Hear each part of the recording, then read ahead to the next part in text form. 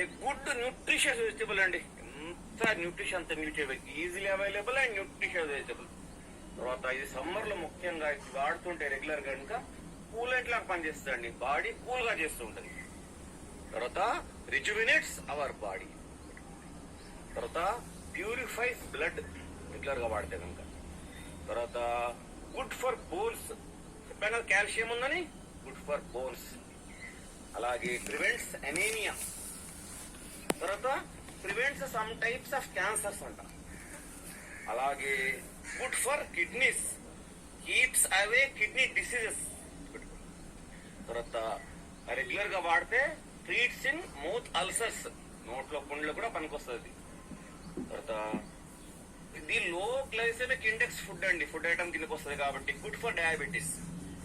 తర్వాత దీంట్లో కొన్ని సెడేటివ్ ఎలిమెంట్స్ ఉంటాయి కాబట్టి గుడ్ ఫర్ స్లీప్ అన్నమాట రెగ్యులర్ గా వాడితే కనుక. అలాగే గుడ్ ఫర్ స్టమక్ ఇష్యూస్. మరొక ముఖ్యమైన విషయం అండి, దీంట్లో ఏమని చెప్పాం కదా, ఫోలిక్ యాసిడ్ అని చెప్పాం కదా. So good for pregnant women. Okay, మరి అన్ని బాగా చెప్పుకున్నాం బెనిఫిట్స్.